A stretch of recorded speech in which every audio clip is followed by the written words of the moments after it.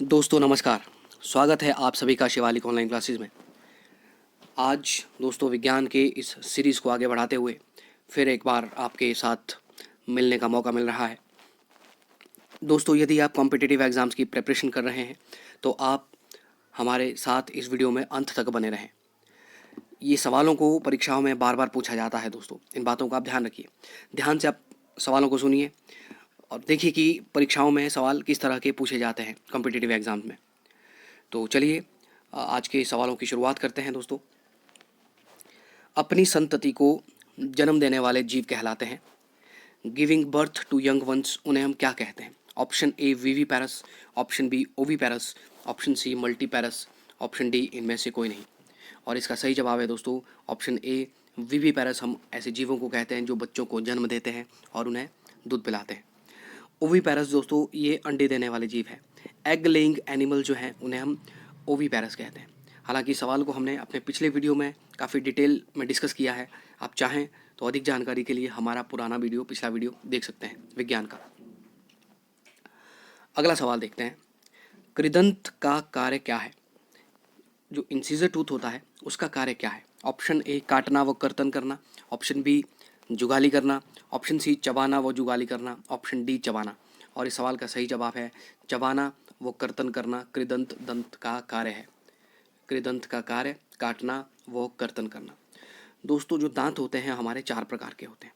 एक होता है कृदंत, तो दूसरा होता है रदनक, तीसरा होता है दोस्तों अग्रचूर्णक, अग्रचूर्णक, और चौथा जो दांत होता है वो होता है चूर्णक, चूर्णक। आपसे परीक्षाओं में दांतों में से जो सवाल पूछे जाते हैं वो दांतों के प्रकार, दांतों के कार्य, दांत किस चीज़ के बने होते हैं, दांतों में होने वाली बीमारियां, डेंटल फॉर्मूला, ये सब सवाल इस तरह के पूछे जाते हैं। तो जो दांत है ये चार प्रकार के हैं। कृदंत, ये जो दांत होते हैं ये जो हमारे जबड़े में जो सामने के दांत होते हैं उन्हें ही हम कृदंत कहते हैं। कृदंत, कृदंत की संख्या 8 होती है दोस्तों कुल। रदनक की संख्या कुल 4 होती है, अग्रचूर्णक की संख्या 8 होती है और चूर्णक की संख्या 12 होती है। टोटल दांतों की संख्या हो गई 32। दांत, सामने के जो दांत होते हैं इन्हें कृदंत कहते हैं। इनका कार्य काटना, कर्तन करना या फिर पकड़ना होता है। और इसके जो साथ में दांत होते हैं दोस्तों, इन दांतों को हम कहते हैं रदनक। ये काफ़ी नुकीले होते हैं। इनका कार्य चीर फाड़ का होता है। चीरने फाड़ने का काम रदनक दांतों का होता है, जिनकी संख्या कुल 4 होती है। अब यदि परीक्षाओं में सवाल पूछा जाए कि जो गजदंत होता है, हाथी का जो दांत होता है जिसको हम टस्क कहते हैं, वो कौन सा दांत होता है, किस इनमें से? तो इसका जवाब होगा दोस्तों गजदंत जो होता है, गजदंत कृदंत होता है। ध्यान रखिए, हाथी का जो दांत होता है वो उसका जो उसके ऊपर वाले जो जबड़े में जो दांत होता है, जो काफ़ी लंबा दांत होता है, वो कृदंत होता है। ये सवाल परीक्षाओं में पूछा जा चुका है। इसके अलावा दोस्तों जो अग्रचूर्णक होते हैं इनका कार्य भोजन को चबाना होता है, और जो चूर्णक होते हैं दोस्तों इनका कार्य भोजन को चबाना और उसको पीसना होता है। अब यदि सवाल आपको पूछा जाए कि एक बीमारी है फ्लोरोसिस, फ्लोरोसिस, आपको सवाल पूछा जाएगा फ्लोरोसिस बीमारी किसे प्रभावित करती है, तो ये दांतों को प्रभावित करती है। दांतों का चितगबरापन, इसे हम फ्लोरोसिस कहते हैं। अब सवाल यदि आपसे डेंटल फॉर्मूला पूछा जाए कि दांतों का फॉर्मूला क्या है, जो वयस्क लोग हैं, जो एडल्ट्स हैं, उनके दांतों का फॉर्मूला 21-23 है। आमतौर पर यही सवाल डेंटल फॉर्मूले में अडल्ट्स का ही पूछा जाता है। 21-23 जो है ये दांतों का फॉर्मूला है। 21-23/21-23 होता है, लेकिन आप 21-23 याद रखिए। 21-23 में ये जो दांत है 2-1-3, 2-5, 3-8 इंटू 4 यदि कर दें तो ये 32 हो गए। यदि बच्चों का डेंटल फॉर्मूला पूछा जाए तो 2102 इंटू 4 यदि करें तो ये 20 हो गए। 2102 है जो है बच्चों का दंत फॉर्मूला है दोस्तों। ये परीक्षाओं में सवाल यूँ पूछा जा सकता है। दोस्तों दांतों की जो बाहरी परत होती है उसे हम इनेमल कहते हैं। हमारे शरीर का सबसे कठोर भाग, कठोर पदार्थ और दांतों की बाहरी परत को इनेमल कहते हैं। वेरी वेरी इंपॉर्टेंट, कई बार ये सवाल परीक्षाओं में पूछा जा चुका है। दांतों की सबसे बाहरी परत को हम इनेमल कहते हैं। अब यदि आपसे सवाल पूछा जाए कि हमारे दांत किस चीज़ के बने होते हैं, दांतों का मुख्य घटक क्या है, तो ध्यान रखिए कैल्शियम फॉस्फेट जो है, कैल्शियम फॉस्फेट जो है दोस्तों ये कैल्शियम फॉस्फेट हमारे दांतों का मुख्य घटक है, या हमारे दांत कैल्शियम फॉस्फेट के बने होते हैं। इनेमल जो है कैल्शियम फॉस्फेट की बनी रहती है। ये सवाल परीक्षाओं में आपसे इस तरह से पूछे जा सकते हैं, तो इन बातों का आप ध्यान रखिए। साथियों, अगला सवाल देखते हैं। नाड़ी का धड़कना मापा जाता है। ऑप्शन ए धमनी से, ऑप्शन बी तंत्रिका से, ऑप्शन सी शिरा यानी कि वेन से, ऑप्शन डी केशिका से यानी कि कैपिलरी से। और इस सवाल का सही जवाब है दोस्तों वो है धमनी से। दोस्तों, नाड़ी का धड़कना, इसे हम जो पल्स रेट होता है, पल्स रेट को ही हम नाड़ी का धड़कना कहते हैं, यानी कि हमें दिल की धड़कन का पता लगता है इससे। और जो पल्स रेट को मापा जाता है धमनी से, पल्स रेट को मापा जाता है, नाड़ी का धड़कना धमनी से मापा जाता है। और हमारा जो पल्स रेट होता है, 1 मिनट में 70 से 72 बार जो है हमारा दिल धड़कता है। जब हम एक्सरसाइज करते हैं, रनिंग करते हैं, जब हम घबराते हैं, तो उस समय हमारे दिल की धड़कन बढ़ जाती है, और बच्चों की दिल की धड़कन भी ज़्यादा होती है। लेकिन आपसे यदि पूछा जाए कि 1 मिनट में दिल कितनी बार धड़कता है नॉर्मली, तो 70 से 72 बार जो है 1 मिनट में जो पल्स रेट हमारा रहता है। अब दोस्तों, यदि आपसे सवाल पूछा जाए कि शुद्ध रक्त मतलब जो ऑक्सीजनेटेड ब्लड होता है, ऑक्सीजनेटेड, वो जो ऑक्सीजनेटेड ब्लड होता है वो किस में होता है? धमनी में होता है, शिरा में होता है, कैपिलरी में होता है। तो शुद्ध रक्त जो है ये दोस्तों धमनी में होता है। और अशुद्ध रक्त यदि आपसे पूछा जाए, अशुद्ध रक्त यानी कि जी डीऑक्सीजनेटेड यदि ब्लड आपसे पूछा जाए, तो डीऑक्सीजनेटेड ब्लड जो है दोस्तों वो शिराओं में होता है, वेन्स में होता है। तंत्रिका दोस्तों, ये दिमाग की सबसे छोटी इकाई है, तंत्रिका, न्यूरॉन जिसे हम कहते हैं। नेक्स्ट क्वेश्चन देखते हैं। कोशिका का घर, शक्ति घर किसे कहा जाता है? This is very very important question. कोशिका का शक्ति घर, इस सवाल को आपसे कई तरीके से पूछा जा सकता है दोस्तों। कोशिका का शक्ति घर लिखा होता है, कोशिका का पावर हाउस पूछा जा सकता है, पावर हाउस, कोशिका का पावर हाउस किसे कहते हैं। कोशिका का बिजली घर आपसे पूछा जा सकता है, कोशिका का ऊर्जा घर आपसे पूछा जा सकता है। सवाल एक ही है, बस इसको पूछने के तरीके अलग अलग हैं। तो कोशिका का जो शक्ति घर होता है दोस्तों वो होता है माइटोकॉन्ड्रिया। ये 4 ऑप्शन दिए गए हैं आपको, नाभिक को, माइटोकॉन्ड्रिया को, राइबोसोम को, लाइसोसोम को। तो कोशिका का शक्ति घर हम माइटोकॉन्ड्रिया को कहते हैं। देखिए दोस्तों, जो कोशिका होती है, कोशिका के बीच में कोशिका का केंद्रक या कोशिका का नाभिक होता है जो पूरी कोशिका को कंट्रोल करता है। तो जो नाभिक है उसको हम कोशिका का दिमाग कहते हैं, उसको हम कोशिका का दिमाग कहते हैं। नाभिक के अंदर दोस्तों डीएनए होता है, नाभिक के अंदर यानी कि न्यूक्लियोप्लाज्म में डीएनए होता है, डीऑक्सीराइबोज न्यूक्लिक एसिड इसे हम कहते हैं। लेकिन नाभिक के अलावा कोशिका के 2 अंग ऐसे होते हैं जिनके पास खुद का डीएनए होता है। वो 2 अंग है दोस्तों, एक तो माइटोकॉन्ड्रिया है और दूसरा जो अंग है दोस्तों वो क्लोरोप्लास्ट है, क्लोरोप्लास्ट। सवाल परीक्षाओं में पूछा जा सकता है कि कोशिका के अलावा कोशिका के कौन से अंग हैं जिनके पास खुद का डीएनए होता है। और डीएनए की खोज दोस्तों वाटसन तथा क्रिक ने की है, वाटसन तथा क्रिक ने। ये सवाल परीक्षाओं के पॉइंट ऑफ व्यू से बहुत ज़्यादा ज़रूरी है। इसके अलावा राइबोसोम को हम कोशिका की प्रोटीन फैक्ट्री कहते हैं दोस्तों। कोशिका की प्रोटीन फैक्ट्री किसे कहते हैं, सवाल पूछा जाए तो कोशिका की प्रोटीन फैक्ट्री हम कहते हैं राइबोसोम को। और लाइसोसोम को कहते हैं कोशिका की आत्मघाती थैली, यानी कि suicidal bag of the cell is called lysosome. Very very important, चारों ऑप्शन बहुत ज़्यादा ज़रूरी है। चलिए देखते हैं नेक्स्ट क्वेश्चन। निम्न में से कौन सा जानवर शीत निष्क्रियता नहीं दर्शाते, यानी कि हाइबरनेशन नहीं दर्शाते? ऑप्शन ए मेंढक, ऑप्शन बी ध्रुवीय भालू, ऑप्शन सी बैल, ऑप्शन डी ए और सी दोनों। तो इसका आंसर रहेगा ए और सी दोनों। दोस्तों, शीत निष्क्रियता होती है, कुछ जानवर होते हैं जो सर्दियों में सोए रहते हैं, बाहर गुफाओं से नहीं निकलते, अपनी शरीर की मेटाबॉलिक एक्टिविटीज़ को कम करते हैं या ऊर्जा को बचाए रखने के लिए वो सोए रहते हैं, उसे हम शीत निष्क्रियता कहते हैं। तो ध्रुवीय भालू एक ऐसा जानवर है जो कि शीत निष्क्रियता दर्शाता है। चलिए अगला सवाल की ओर बढ़ते हैं। एडवर्ड जेनर ने निम्न के लिए टीके की खोज की थी। ऑप्शन ए चेचक स्मॉल पॉक्स, ऑप्शन बी छोटी माता chicken pox, option C mumps, option D rabies. और इसका सही जवाब है ऑप्शन ए, चेचक के टीके की खोज एडवर्ड जेनर ने की। रेबीज के टीके की खोज दोस्तों लुइस पास्चर ने की है, लुइस पास्चर। ये सवाल भी एग्जाम पॉइंट ऑफ व्यू से बहुत ज़्यादा ज़रूरी है। कुत्तों के काटने पर जो बीमारी होती है उसे हम रेबीज कहते हैं। ये हमारे तंत्रिका तंत्र को प्रभावित करता है, नर्वस सिस्टम को। कुत्तों के काटने पर रेबीज हो जाता है, ध्यान रखिए। नेक्स्ट क्वेश्चन की ओर चलते हैं। कार्बन का वह अवरूप जो विद्युत यानी कि इलेक्ट्रिसिटी तथा ऊष्मा का अच्छा सुचालक है। ऑप्शन ए हीरा, option B sugar charcoal, option C graphite, option D wood charcoal. और इस सवाल का सही जवाब है ऑप्शन सी ग्रेफाइट। दोस्तों देखिए, जो कार्बन है, कार्बन एक अधातु है और हमने आपसे पिछले वीडियोस में डिस्कस किया था कि अधातुओं में से हीट और इलेक्ट्रिसिटी जो है पास नहीं होती। ये विद्युत तथा ऊष्मा के कुचालक होते हैं। अधातुएं विद्युत तथा ऊष्मा की कुचालक होती हैं, इसमें हीट और इलेक्ट्रिसिटी पास नहीं होती। और ये चारों जो है, ये कार्बन के ही अवरूप है, ये कार्बन के ही अवरूप है। लेकिन ग्रेफाइट एक ऐसी धातु है जिसमें हीट और इलेक्ट्रिसिटी पास हो जाती है। सवाल परीक्षाओं में के हिसाब से बहुत ज़्यादा ज़रूरी है, वेरी इंपॉर्टेंट। चलिए नेक्स्ट क्वेश्चन देखते हैं। हेपेटाइटिस बी नामक रोग उत्पन्न होता है। हेपेटाइटिस बी नामक है ये दोस्तों, नमक नहीं है।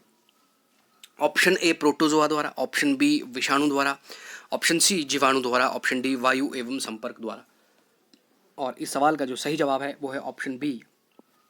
हेपेटाइटिस बी जो है वो विषाणु और वायरस के द्वारा होता है। दोस्तों ये जो ऑप्शन ए बी सी जो है, प्रोटोजोआ, जीवाणु, विषाणु, ये सभी सूक्ष्म जीव है। ये सभी सूक्ष्म जीव है। ऐसे जीव जिन्हें हम अपनी नंगी आंखों से नहीं देख पाते, उन्हें हम सूक्ष्म जीव कहते हैं। और सूक्ष्म जीव को सूक्ष्मदर्शी की सहायता से देखा जा सकता है। सूक्ष्मदर्शी यानी कि माइक्रोस्कोप जो होता है, उसकी मदद से हम सूक्ष्म जीवों को देखते हैं और ये कई प्रकार की बीमारियां उत्पन्न करते हैं। अब जैसे आपसे सवाल पूछा गया कि हेपेटाइटिस बी नामक बीमारी, तो ये विषाणु से होती है। अब यदि आपसे सवाल पूछा जाए दोस्तों, मलेरिया जो है, मलेरिया कौन से सूक्ष्म जीव की वजह से होता है, तो मलेरिया जो है प्रोटोजोआ से होता है।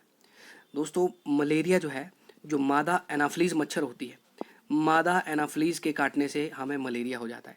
मादा एनाफ्लीज के लार में, उसके स्लाइवा में एक प्रोटोजोआ रहता है, जो कि हमारे शरीर में जब चला जाता है, एंटर हो जाता है, तो हमारे शरीर की जो आरबीसी है दोस्तों, आरबीसी, लाल रक्त कोशिकाओं को प्रभावित करता है ये, और मलेरिया उत्पन्न करता है, मलेरिया की बीमारी जिससे हो जाती है। तो ध्यान रखिए, मलेरिया जो है एक प्रोटोजोआ से होने वाली बीमारी है और हमारे शरीर में हमारे रक्त को प्रभावित करती है, यकृत और रक्त को ये प्रभावित करती है, ब्लड को, ध्यान रखिए। अब आपसे सवाल पूछा जाए कि विषाणु से होने वाली बीमारियां, जैसे दोस्तों डेंगू जो है, डेंगू विषाणु से होने वाली बीमारी है। इसके अलावा एड्स विषाणु से होने वाली बीमारी है। इसके अलावा रेबीज़ जो है विषाणु से होने वाली बीमारी है। उसके अलावा स्मॉल पॉक्स है, चिकन पॉक्स है, छोटी माता, बड़ी माता, ये भी विषाणु से होने वाली बीमारी है। उसके अलावा यदि आपसे सवाल पूछा जाए कि स्वाइन फ्लू इसे हम H1N1 भी कहते हैं, H1N1, ये भी विषाणु से होने वाली ही बीमारी है दोस्तों। ये विषाणु से होने वाली कुछ बीमारियां हैं, परीक्षाओं में बार बार पूछी जाती हैं। तो अब आपसे सवाल पूछा जाए, अभी आपसे यदि सवाल पूछा जाए कि जो डेंगू है, डेंगू शरीर के किस अंग को प्रभावित करता है, ये भी हमारे रक्त को प्रभावित करता है। लेकिन रक्त में दो तीन चीज़ें होती हैं दोस्तों। रक्त में होता है WBC, रक्त में होता है RBC, रक्त में होता है प्लेटलेट्स। तो डेंगू जो है ये प्लेटलेट्स को प्रभावित करता है। एड्स जो है दोस्तों, ये हमारे शरीर में हमारे WBC, इन्हें हम शरीर के सैनिक भी कहते हैं, श्वेत रक्त कोशिकाएं, वाइट ब्लड कॉर्पसल्स या वाइट ब्लड सेल्स भी इन्हें कहते हैं। तो WBC को प्रभावित करता है एड्स। रेबीज जो है तंत्रिका तंत्र को प्रभावित करता है, जैसे कि इससे पहले भी हमने थोड़ी देर पहले आपसे डिस्कस किया। सवालों को परीक्षाओं में इस तरह से आपसे पूछा जा सकता है। अब जो जीवाणु से होने वाली कुछ बीमारियां हैं, जैसे टीबी, इसे हम क्षय रोग कहते हैं। टीबी हो गया, हैजा हो गया, टाइफाइड हो गया दोस्तों, टाइफाइड। और इसके अलावा निमोनिया, यदि आपसे पूछा है निमोनिया, तो ये टीबी से होने वाली कुछ, माफ़ कीजिएगा, जीवाणु से यानी बैक्टीरिया से होने वाली कुछ बीमारियां हैं। अब जो निमोनिया हो गया और जो टीबी हो गया दोस्तों, ये हमारे फेफड़ों को प्रभावित करती है, हमारे फेफड़ों को प्रभावित करती है टीबी और निमोनिया। और ये जो टाइफाइड और हैजा है, टाइफाइड और हैजा जो है, ये छोटी आंत को प्रभावित करते हैं, ये हमारी आंतों को प्रभावित करते हैं, छोटी आंत को। ये सवाल परीक्षाओं में आपसे पूछे जा सकते हैं। अब ये जो टाइफाइड होता है दोस्तों, टाइफाइड को हम आंत ज्वर भी कहते हैं, आंतों का ज्वर, आंत ज्वर हम टाइफाइड को कहते हैं दोस्तों। और टाइफाइड के लिए एक टेस्ट होता है, उसे कहते हैं विडाल टेस्ट। विडाल टेस्ट यदि आपसे पूछा जाए किसके लिए होता है, तो विडाल टेस्ट होता है दोस्तों टाइफाइड के लिए। सवाल आपसे पूछा जाए कि एलिसा टेस्ट बताइए किसके लिए होता है। एलिसा एलिसा टेस्ट होता है दोस्तों एड्स के लिए। एड्स के लिए होता है ELISA, acquired immuno deficiency syndrome. सवाल फुल फॉर्म भी आपको इसकी पूछी जा सकती है। आपको पूछा है टीएमटी, ट्रेडमिल टेस्ट। ये दोस्तों जो हृदय की बीमारियां, दिल की जो बीमारियां होती है हृदय के लिए, उसको देखने के लिए कि हृदय स्वस्थ है या नहीं है, तो उसके लिए टेस्ट होता है टीएमटी। तो एग्ज़ाम पॉइंट ऑफ व्यू से सवाल बहुत ज़्यादा ज़रूरी है। जीव विज्ञान में दोस्तों अक्सर बीमारियों से, डिजीज़ से बीमारियां पूछी जाती है, किससे होती है या हमारे शरीर के किस अंग को प्रभावित करती है। So very very important question, very very important. Next question देखते हैं। लेड पेंसिल में लेड की मात्रा होती है। Option A 0%, 0%। Option B 10%। Option C 80%। Option D 100%। 0%, 10%, 80% और 100%। और इस सवाल का जो सही जवाब है दोस्तों वो है ऑप्शन ए, लेड पेंसिल में लेड की मात्रा होती है 0%, 0%। ध्यान रखिए।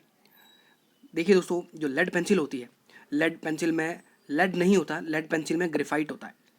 लेड पेंसिल में ग्रेफाइट होता है, तो लेड पेंसिल में लेड की मात्रा 0% होती है। कुछ लोग इसको 100% कर लेते हैं, तो ध्यान रखिए ये 100% नहीं है, ये 0% है।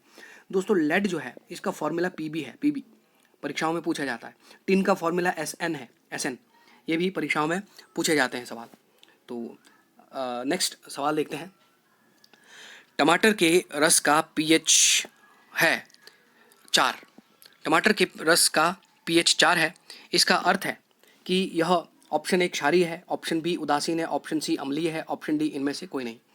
और इस सवाल का सही जवाब है दोस्तों ऑप्शन ए, ऑप्शन बी माफ़ कीजिए, सी, ऑप्शन सी। इस सवाल का सही जवाब है अम्लीय है, एसिडिक है। देखिए दोस्तों हमने आपको पीएच स्केल के बेसिस पे बताया था कि कौन सी चीज़ क्षारीय होती है, कौन सी अम्लीय होती है, कौन सी उदासीन होती है। किसी भी पदार्थ का पीएच वैल्यू यदि 7 है, किसी भी पदार्थ का पीएच वैल्यू यदि 7 है तो वो ना तो क्षार होगा ना ही अम्ल होगा, वो उदासीन होगा, उदासीन। जैसे पानी है, पानी का पीएच वैल्यू 7 है तो पानी न्यूट्रल है, ना तो एसिड है ना ही बेस है। यदि पदार्थ का पीएच वैल्यू 7 से कम हो जाए तो वो एसिड हो जाता है, वो अम्ल हो जाता है। और यदि पीएच वैल्यू 7 से ज़्यादा हो जाए तो वो बेस हो जाता है, वो क्षार हो जाता है। दोस्तों अगर आपसे पूछा जाए दूध का पीएच वैल्यू 6.4 है, आपसे सवाल पूछा है दूध का पीएच वैल्यू 6.4 है, तो बताएं ये क्या है। तो ध्यान रखिए ये एक हल्का अम्ल है, ये एक हल्का अम्ल है दोस्तों।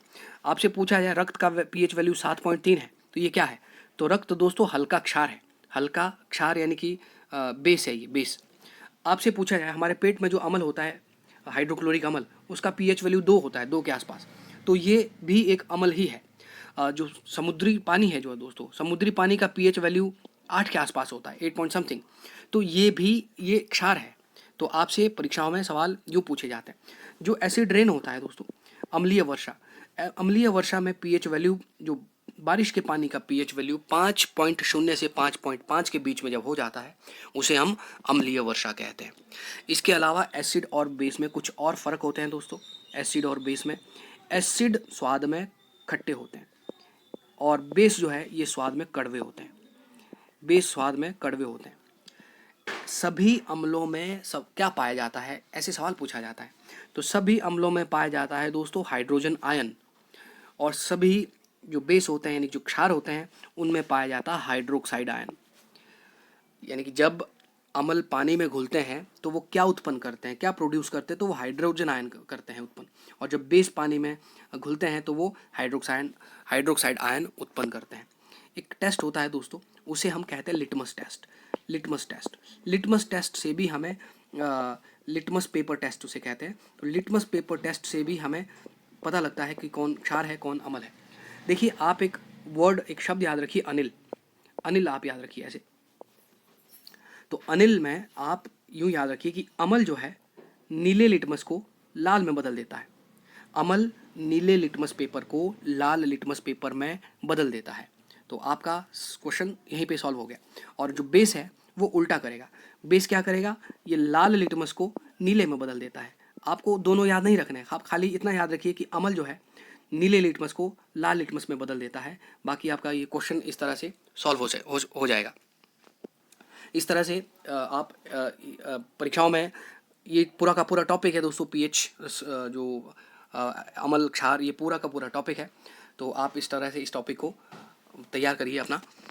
तो दोस्तों आज इस वीडियो में इतना ही। यदि आपको ये हमारा वीडियो पसंद आया हो, आप हमारे इस वीडियो को लाइक करें, आप इसे शेयर करें, अधिक से अधिक उन स्टूडेंट्स तक पहुंचाइए दोस्तों जो कॉम्पिटिटिव एग्जाम्स की प्रिपरेशन कर रहे हैं, जिन्हें इस तरह के वीडियोस की ज़रूरत है।